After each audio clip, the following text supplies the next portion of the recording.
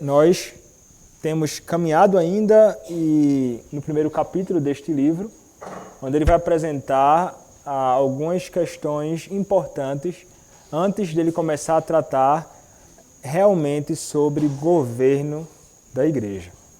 E nós já vimos um pouco sobre a igreja como um povo do Antigo ao Novo Testamento, a igreja no plano redentor de Deus. Nós falamos um pouco sobre a questão da igreja visível, bem como a igreja invisível. Nós falamos sobre sobre a questão de profissão de fé, no caso daqueles que são adultos, assim, no sentido de que ele vai fazer uma profissão de fé, né, confiável, e que isto é fundamental para a admissão de alguém como membro da igreja visível de Cristo. E hoje nós falaremos brevemente sobre quem são os membros da igreja ainda, mas pensando de modo mais particular sobre a questão dos filhos como membros também da igreja. A definição da Confissão de Fé de Westminster sobre a igreja visível e invisível vai mencionar dois grupos de pessoas. Quais são os dois grupos? Aqueles que fazem profissão de fé confiável, os adultos, e os filhos daqueles que fizeram a profissão de fé. Então, a Confissão de Fé de Westminster vai dizer que a igreja visível de Cristo, que é esta que nossos olhos podem contemplar, há dois grupos, os adultos, bem como as crianças, aqueles que podem e conseguem fazer a sua pública profissão de fé real, sincera e de modo confiável, mas também aqueles que são os filhos desses crentes. Mas é interessante que praticamente ninguém vai se opor à ideia de que o adulto deve ser batizado, o jovem deve ser batizado. A maioria das igrejas, na verdade, se você for por aí, você vai encontrar ninguém questionando isto. Mas a maioria das igrejas vão realmente rejeitar isto, vão rejeitar a ideia de que os filhos dos crentes são membros da igreja e vão ainda mais rejeitar se você for dizer assim, olha, e esses filhos, eles recebem, devem receber neles o selo do batismo, sinal e selo do batismo. Vamos dizer assim, rapaz, que negócio é esse? Isso é coisa de igreja católica, né? E geralmente dizem que é coisa de igreja católica. Se você fala, você batiza filho, igual a igreja católica, né? Igual a igreja, a Bíblia recomenda.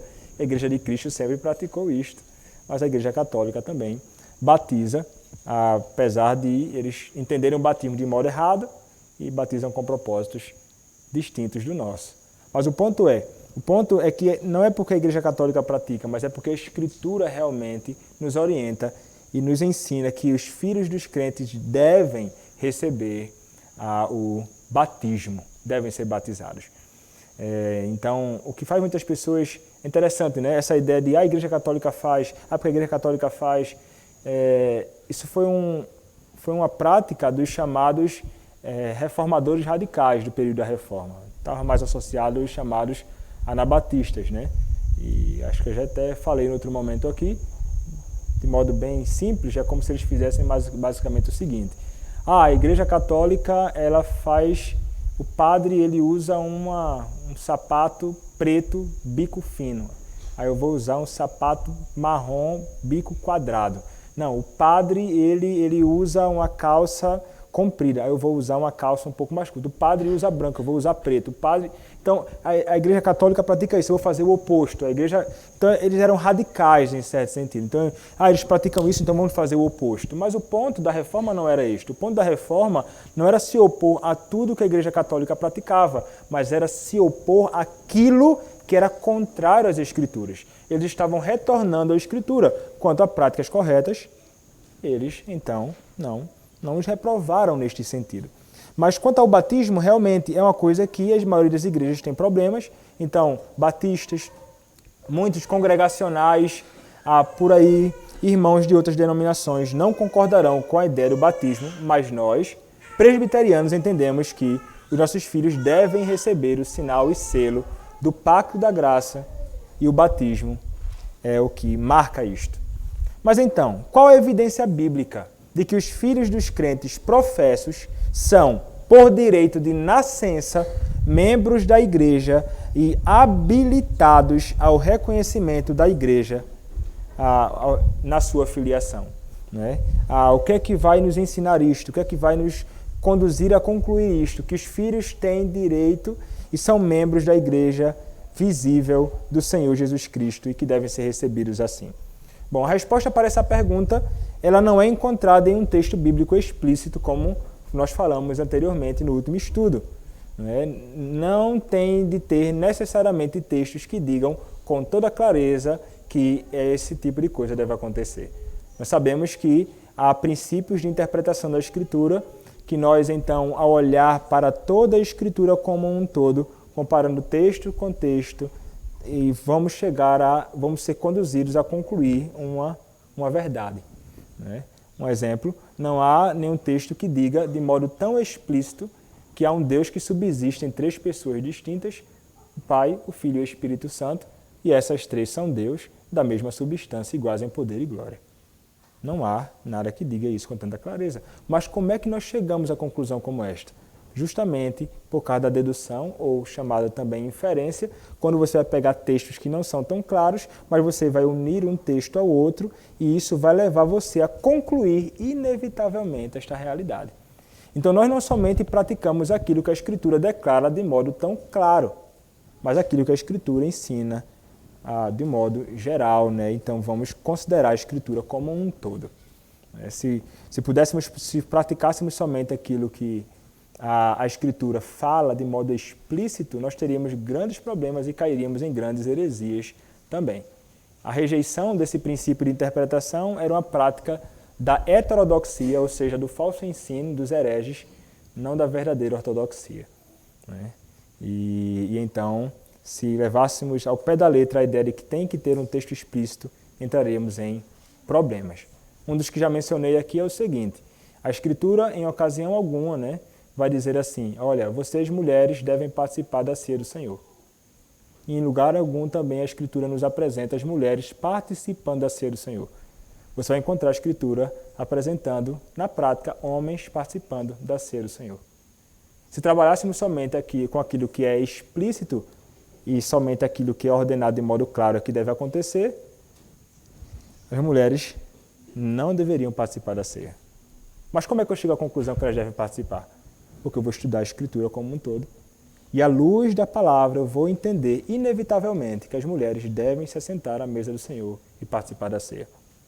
Então, aqueles que rejeitam e dizem, olha, não pode batizar o filho porque a Escritura não ordena isso, se fossem coerentes, também não deveriam dar a ceia para suas esposas, porque não há um texto explícito que permita isto. Enfim, esse é um dos problemas que muitas pessoas podem acabar entrando se rejeitam um princípio como este. Se trata, então, de um princípio fundamental para a interpretação das Escrituras. Mas a verdade é que a Bíblia ensina essa verdade sobre os filhos e os filhos dos crentes. Quando nós olhamos para Gênesis, capítulo de número 17, nós encontraremos ali o pacto que o Senhor fez com Abraão. E nós sabemos que o pacto que o Senhor fez com Abraão em Gênesis capítulo 17 é o que nós chamamos de pacto da graça. É o pacto onde Cristo ele é oferecido. É um pacto que o Senhor então faz com Cristo e com aqueles que estão unidos a Cristo. Nós sabemos que anteriormente existia um chamado pacto de obras, e este pacto de obras foi quebrado por quem? Foi quebrado por Adão no princípio. E então o Senhor, tão misericordioso que é, entrou num segundo pacto chamado pacto da graça. E em Gênesis capítulo 17, este mesmo pacto da graça ele já é evidenciado, ele já é revelado. E é interessante que quando nós olhamos para o texto de Gênesis capítulo de número 17, os irmãos já conhecem muito bem, o Senhor vai falar sobre a questão daqueles que devem receber o sinal do pacto. Né? Versículos 5 e 6 vai nos dizer assim: Abraão já não será o teu nome, e sim Abraão. Abraão já não será o teu nome, e sim Abraão, porque por pai de numerosas nações te constituí. Fartei fecundo extraordinariamente, de ti farei nações e reis procederão de ti. Ele vai dizer, verso 7, estabelecerei a minha aliança entre mim e ti e a tua descendência no decurso das suas gerações, aliança perpétua para ser o teu Deus e da tua descendência. E mais à frente nós veremos a instituição da circuncisão e que não somente que as crianças, então, a descendência, os filhos dos crentes, deveriam receber este sinal, que era a circuncisão. Então a circuncisão no Antigo Testamento era um sinal de que aquela criança ela pertencia ao pacto de Deus, ou ela pertencia à igreja do Senhor Jesus Cristo no Antigo Testamento. Gênesis capítulo 17 nos aponta isso. Então a intenção de Deus era que essa aliança confirmasse as promessas que ele havia feito em Gênesis capítulo 12 a Abraão. Então os filhos eram aqui considerados como parte do povo visível de Deus. Eles eram considerados assim em Israel no Antigo Testamento. Eles não eram de fora do povo. Eles eram considerados como membros do povo e da igreja de Cristo naqueles dias.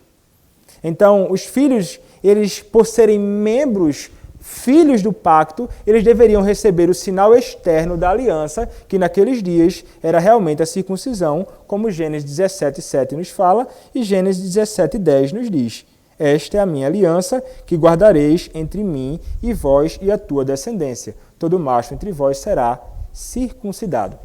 Então, essa era também uma aliança evangélica. O que significa? Era uma aliança evangélica porque ela era uma aliança, a aliança da graça, ela administrava as promessas do evangelho. O Cristo, ele é oferecido, então, no chamado pacto da graça. E é interessante que Paulo ele vai falar sobre isto. Quando nós olhamos mais à frente, em Gálatas capítulo 3, verso 8, o que é, então, o que a Escritura nos diz? Gálatas, capítulo de número 3, verso de número 8. A palavra nos diz assim: ora, tendo a Escritura previsto que Deus justificaria pela fé os gentios, pré-anunciou o Evangelho a Abraão. Em ti serão abençoados todos os povos. Pré-anunciou o que, Abraão? Lá no passado, pré-anunciou o Evangelho a Abraão. Por essa razão é chamado também a aliança, um pacto evangélico neste sentido. E é interessante que ele vai citar então a promessa de Gênesis capítulo 12, nesta ocasião, aqui, em Gálatas capítulo 3, verso 8. E ele diz então que isso foi como o pré-anunciar do Evangelho naqueles dias. Então o pacto da graça ele realmente é com Cristo e com aqueles que estão unidos a Cristo, e Cristo é aquele que é oferecido neste pacto, e Cristo mesmo é o Evangelho. Então não encontramos aqui apenas a promessa, que a promessa era evangélica, mas o sinal também era evangélico, como Paulo vai nos ensinar em Romanos capítulo 4, verso de número 11, o sinal deste pacto. Romanos capítulo 4, verso de número 11, quando a palavra nos diz assim: e recebeu o sinal da circuncisão como o quê? Como selo da justiça da fé que teve quando ainda incircunciso, para vir a ser o pai de todos os que creem, embora não circuncidados, a fim de que lhes fosse imputada a justiça. Era sinal da circuncisão como o selo da justiça da fé, como selo de que ele, então, ele creu no Senhor, ele creu na promessa e, então, fora salvo. Nós podemos comparar este texto de Romanos capítulo 4, verso 11, com os versículos anteriores, Romanos 4, do verso 1 ao verso 5, quando a palavra nos diz: que, pois, diremos ter alcançado Abraão, nosso pai segundo a carne? Porque se Abraão foi justificado por obras, tem de que se gloriar, porém não diante de Deus. Pois que diz a Escritura? Abraão creu em Deus e isto lhe foi imputado para a justiça. Ora, ao que trabalha, o salário não é considerado como favor e sim como dívida. Mas ao que não trabalha, porém crê naquele que justifica o ímpio, a sua fé lhe é atribuída como justiça. Então a circuncisão era o sinal e selo disto no passado. Então, ao significar a justificação pela fé, a circuncisão servia para apontar para Abraão e seus filhos a promessa pela qual, e os cristãos de todas as épocas, também incluídos nisso, foi salvo. Abraão, ele foi salvo pela fé e ele então recebeu o selo, né, que é a circuncisão. Era o que acontecia realmente no Antigo Testamento. E uma coisa que acontece é que Deus ele não anulou essa aliança. Lembremos-nos, a aliança feita com Abraão em Gênesis capítulo 17 é a aliança que é a aliança até os dias de hoje. Era a aliança de Deus com o seu povo, administrada por Abraão na antiga dispensação. Mas era o mesmo pacto da graça. O homem é salvo somente por meio da fé em Cristo Jesus. E esse mesmo pacto inclui os cristãos hoje no Novo Testamento. O que é que Paulo vai dizer? Em Gálatas capítulo 3, verso 29 e Gálatas capítulo 3, verso 7.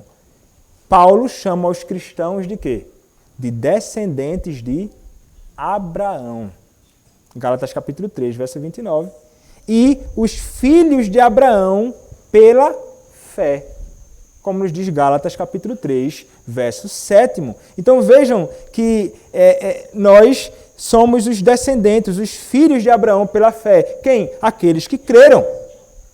Não é? Aqueles que creem em Cristo. E ainda chama as bênçãos do Evangelho de bênçãos de Abraão. Como nos diz Gênesis 3,14, né? É a bênção de Abraão. É a bênção do Evangelho. E ainda, é como descendentes de Abraão que nós somos herdeiros segundo a promessa. Ainda Gálatas capítulo 3, verso de número 29. Então, mas se essa aliança ela permanece ativa até hoje, o pacto da graça ele permanece até hoje, não foi anulado, não foi substituído. O que dizer do sinal da aliança, a circuncisão? Como ficou isto, né? A circuncisão ela permanece como uma prática que deve ser continuada como sinal e selo do pacto? O ponto e a verdade é que não. Por quê? Porque a palavra do Senhor argumenta no Novo Testamento que o batismo substituiu a circuncisão como sinal e selo da graça. É isto que nós encontramos em Colossenses capítulo 2, versos 11 e verso 12. Colossenses capítulo 2, versos 11 e 12, quando a palavra nos diz o seguinte: Nele também fostes circuncidados, não por intermédio de mãos, mas no despojamento do corpo da carne, que é a circuncisão de Cristo, tendo sido sepultados juntamente com ele no batismo, no qual igualmente fostes ressuscitados, mediante a fé no poder de Deus, que o ressuscitou dentre os mortos. Então, o que é que Paulo ele está dizendo? Ele está dizendo aqui que os cristãos foram circuncidados pela circuncisão de Cristo. E então, não é aqui uma circuncisão física, porque ele vai dizer, né? Não é por intermédio de mãos. Quer dizer, não se trata de uma obra de homens, mas de uma obra do próprio Deus. Ele ainda vai dizer, é o despojamento do corpo da carne. Isso significa, então, que os cristãos agora, eles têm um novo relacionamento com o pecado, que é o corpo da carne. O que acontece agora? O pecado ele não tem mais domínio sobre nós. Nós despojamos o pecado de sobre nós. E isto acontece, então, quando nós experimentamos a chamada regeneração. Agora estamos mortos para o pecado e vivemos para a justiça. Mas nesse texto também ele vai nos mostrar que o batismo ele substituiu a circuncisão. O batismo substitui a circuncisão. E a circuncisão nós devemos considerar também que ela era sombra realmente daquilo que haveria de vir. Havia derramamento de sangue. Não há mais necessidade de derramamento de sangue. Cristo derramou o seu sangue completamente.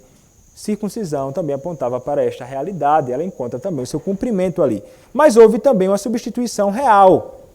Houve uma substituição do selo externo, não uma abolição do selo externo ou do pacto. Eles permanecem.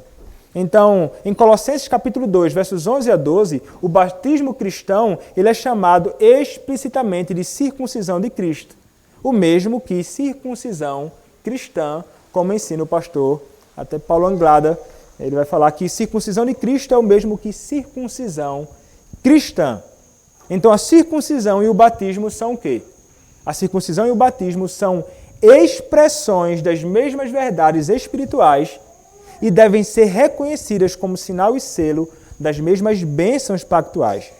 Porque tanto a circuncisão quanto o batismo têm o mesmo fundamento. O quê? Qual é o fundamento? O pacto da graça. Só que agora o batismo ele serve como sinal e selo da regeneração do cristão no Novo Testamento. É isso que acontece então aqui no Novo Testamento. Os sinais simplesmente mudaram. Cristo vai nos ensinar isto. Cristo comissionou os seus discípulos a circuncidar. Foi isso? Não. Ele comissionou os seus discípulos a batizar os que respondessem ao Evangelho com fé. É isso que diz Mateus 18, verso 18 a 20. Ele não vai mandar circuncidar. É batismo agora. Mais para frente, nós vemos que aqueles que fazem a profissão de fé, eles são batizados. Nós vimos isto. Atos 2, 38. Você pode olhar Atos capítulo 2, 41. Atos capítulo 8, verso 12. Atos capítulo 16, versos 14 e 15. E versos 31 a 33. São textos que nos mostram que aqueles que fizeram a sua profissão de fé, que creram, eles são então batizados. E nós vimos e sabemos que em Atos capítulo 15 é revelado que a circuncisão não deveria ser mais exigida. O apóstolo Paulo, inclusive, entrou em vários conflitos, escrevendo inclusive à igreja aos Gálatas, combatendo os falsos mestres, os judaizantes, que queriam circuncidar as pessoas, dizendo, olha, não basta simplesmente crer em Cristo, não. Tem também de observar as obras da lei e a circuncisão é fundamental. Paulo vai dizer, opa, está errado esse negócio aí. Não existe mais isto. Então a Escritura do Novo Testamento nos mostra que a circuncisão, ela não é mais necessária e que nós, então, devemos receber o sinal da aliança no Novo Testamento, que é o batismo. Não é? E isto não somente é uma evidência de que aquela pessoa crê em Cristo, né, esse sinal externo, mas era o que marcava também a entrada desta pessoa, o reconhecimento desta pessoa como membro da igreja visível do Senhor Jesus Cristo. Era isso exatamente o que acontecia. Então, no Antigo Testamento, a circuncisão mostrava quem era membro da igreja de Cristo. No Antigo Testamento, o povo de Israel, a circuncisão. No Novo Testamento, o batismo vai mostrar esta mesma realidade. O interessante é, no Antigo ao Novo Testamento, esses sinais esse sinal e selo sempre incluíram as crianças. Gênesis 17, os filhos, bem como também no Novo Testamento, essa realidade também acontece. Mas então, quando nós olhamos para a Escritura Sagrada, qual a distinção de que os filhos dos crentes no Novo Testamento, ou a indicação, né, de que os filhos dos crentes no Novo Testamento são membros da igreja? Lembrem-se, para ser admitido tem que ser batizado, ou reconhecido tem de ser batizado. Isso era uma prática comum na igreja de Cristo. E uma evidência que o autor do livro vai nos apresentar é o seguinte: observemos o que Paulo vai dizer em Efésios capítulo 6, do verso 1 ao verso 3. Efésios capítulo 6, do verso 1 até o verso 3. Paulo vai escrever assim: Filhos, obedecei a vossos pais no Senhor, pois isto é justo. Honra a teu pai e a tua mãe, que é o primeiro mandamento com promessa, para que te vá bem e sejas de longa vida sobre a terra. E vós, pais, não provoqueis vossos filhos a ira, mas criai-os na disciplina e na admoestação do Senhor. A que filhos Paulo está se dirigindo aqui? Ele se dirige aqui, meus irmãos, a eles como aqueles que são os santos que vivem em Éfeso e fiéis em Cristo Jesus. É interessante isso que ele diz em Efésios capítulo 1, verso 1. Quem são então aqueles que são os filhos aqui? São os filhos dos crentes da igreja de Éfeso. E ele vai se dirigir a eles, inclusive, exortando-os. E era um tipo de carta que deveria ser lida publicamente na igreja. E a exortação aqui é aos filhos, não somente aos pais, não somente ao patrão, não somente ao empregado, mas àqueles que são filhos dos crentes, e ele vai se dirigir a toda aquela igreja como os santos que vivem em Éfeso. Ou seja, ele se dirige a estes filhos como membros da congregação em Éfeso. Mas por que ele chama os membros da igreja de Éfeso de santos? Vejam, Paulo ele não está dizendo aqui que todos eram interiormente santos, porque nós sabemos, né? No meio da igreja de Cristo existe aquilo que nós chamamos de joio e aquilo que é trigo. Alguns que podem apresentar uma santidade externa, mas nunca foram verdadeiramente santificados pelo próprio Senhor. Mas Paulo, ele chama ele assim porque eles são aqueles que são separados do mundo e separados para Deus. São aqueles que são santos, separados do mundo, mas separados para o serviço a Deus. Então o que ele diz é que os filhos dos crentes são membros da igreja e conclamados a buscar santidade. Eles são separados e separados para o próprio Senhor. Ele então diz como os filhos dos crentes devem viver à luz desse chamado, inclusive. É o que ele vai dizer nos versículos 1 e 3 de Efésios capítulo 6. Eles devem obedecer aos seus pais. Eles devem realmente caminhar assim de um modo que seja agradável ao Senhor, obedecendo e caminhando de modo justo diante dos seus pais. Então, ele vai dizer, e este é o modo que eles vão viver de modo santo. É justamente atentando para este tipo de ordenança. Né? Então, eles são separados por Deus e conclamados a viver uma vida que seja agradável a Deus. Eles devem viver à luz desse verdadeiro chamado. E Paulo ainda diz que os pais devem criar estes seus filhos, que são chamados à santidade. Ele vai dizer que eles devem ser criados no temor do Senhor. Então, vejam que os pais daquela igreja não deveriam considerar os filhos como se não tivessem nenhuma relação com a igreja, não. Não. Então, deixa eles largados aí. Não. Os pais têm um compromisso de disciplinar, instruir, educar o filho no temor do Senhor, na sua própria fé. Era exatamente isso que deveria acontecer ali. Então, os filhos são chamados a serem discípulos de Jesus. E os pais entenderão essa responsabilidade. Então, os filhos realmente são santos. Como noutra ocasião, Paulo vai dizer em 1 aos Coríntios, capítulo 7, verso de número 14. Paulo vai dizer que os filhos dos crentes são realmente santos. 1 aos Coríntios, capítulo 7, verso de número 14, quando a palavra nos diz o seguinte: porque o marido incrédulo é santificado no convívio da esposa, e a esposa incrédula é santificada no convívio do marido crente. Doutra sorte, os vossos filhos seriam impuros, porém agora são santos. São separados. Então, os filhos de pelo menos um cristão são santos. O homem é crente e a mulher é ímpia, ou a mulher é crente e o homem é ímpio. Teve filhos, os seus filhos são santos. E é interessante, então, que, à luz da declaração de Paulo em Efésios, que nós acabamos de ler, podemos dizer que eles são santos da maneira que Paulo os chama de santos em Efésios capítulo 1, verso 1. Eles são aqueles separados do mundo e separados para Deus. Eles são, portanto, servos do Senhor e devem ser criados assim. Em santidade. Obviamente que isso não vai nos tirar a responsabilidade de chamarmos estes nossos filhos à fé em Cristo. Né? Eles são separados para a igreja e são membros da igreja. Paulo os considera assim nas suas epístolas, mas eles precisam, obviamente, serem redimidos. Né? De forma alguma a gente pensa, né, que o batismo salva. Nós não acreditamos na regeneração batismal. Derramou água na cabeça, foi salvo. Não, nós não somos romanistas. Nós seremos aqueles, então, que pregarão o evangelho aos filhos, trarão os filhos à igreja para ouvirem a pregação também do evangelho. Mas então, algumas pessoas podem fazer algumas objeções, né? Mas Paulo disse que a esposa incrédula é santificada por causa do marido dela. Você está dizendo que cônjuges incrédulos devem aderir à igreja simplesmente porque são casados com cristãos?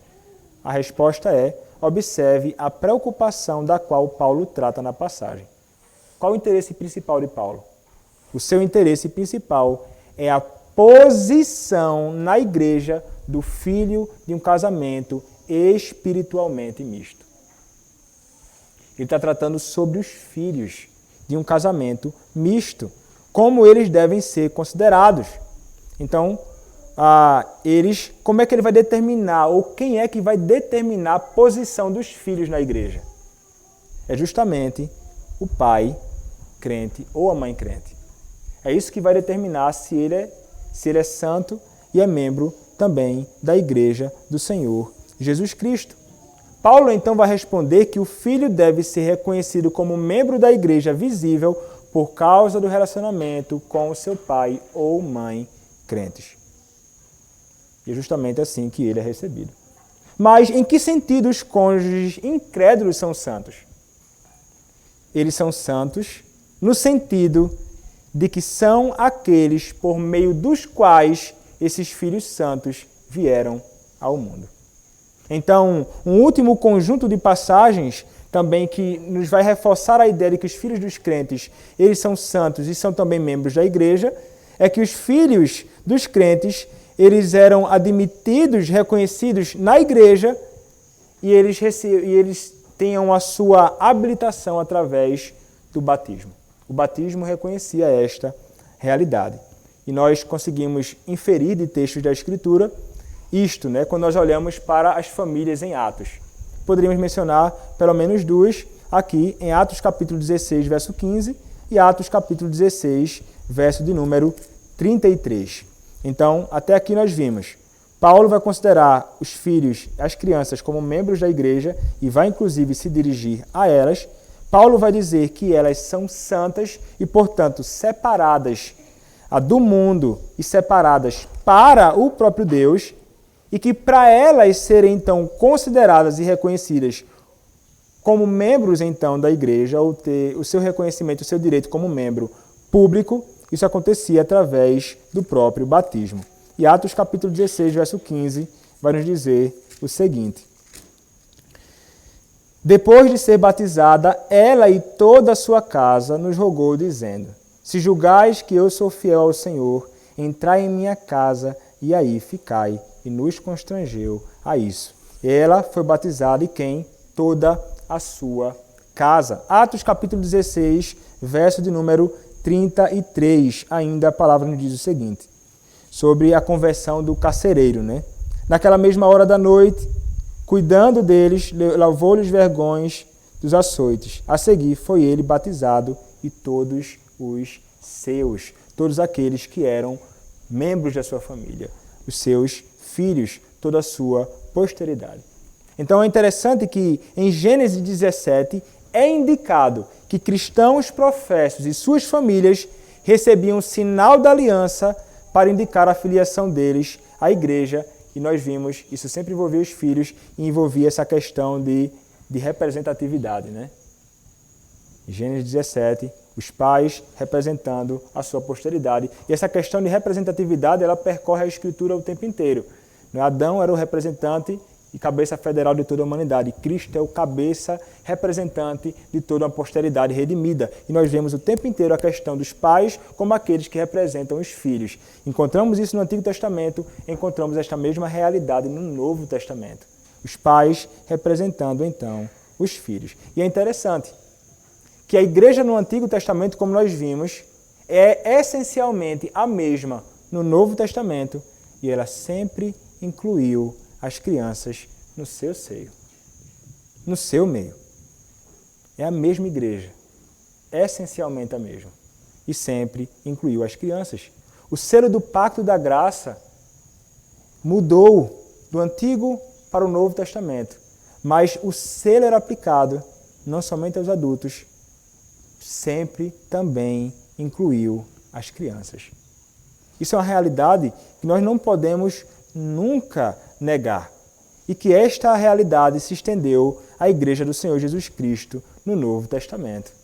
como o próprio Pedro vai reconhecer, né? Em Atos capítulo 2, versos 38 a 39. Quando a palavra nos diz assim: respondeu-lhes Pedro: arrependei-vos e cada um de vós seja batizado em nome de Jesus Cristo para a remissão dos vossos pecados e recebereis o dom do Espírito Santo.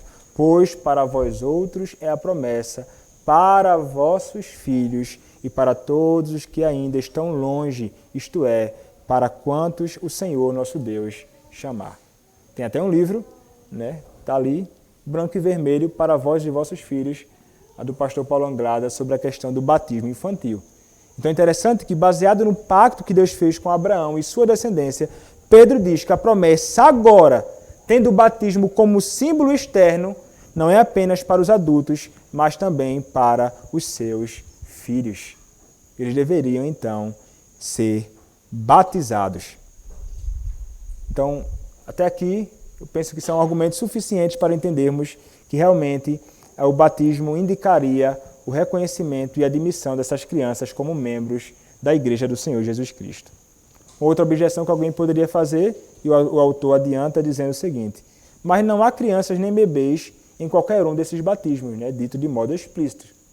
Ele vai dizer assim: podemos aplicar que não é necessário que a Escritura nos diga precisamente quem fazia ou não parte da família. O ponto é que a família foi batizada por causa da profissão de fé do cabeça da família. Outra objeção, ele vai dizer: alguém poderia objetar que em Atos 18:18 a Escritura diz que toda a casa de Crispo creu. Atos 18:18. Aí ele vai responder dizendo assim: isso não implica que os membros da família do carcereiro e os membros da família de Lídia creram? Alguém poderia perguntar. Ele vai responder assim de modo bem simples, né? Não necessariamente. Tendo a família crido ou não, todos foram habilitados ao sinal do batismo. Então, eles tinham direito àquele sinal porque eram membros da igreja em virtude do relacionamento que tinham com a pessoa que professava a sua fé.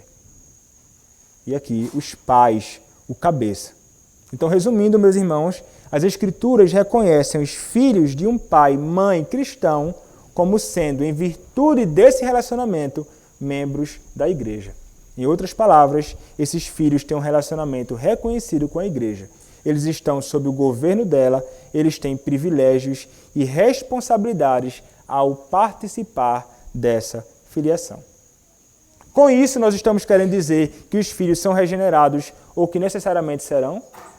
Não necessariamente.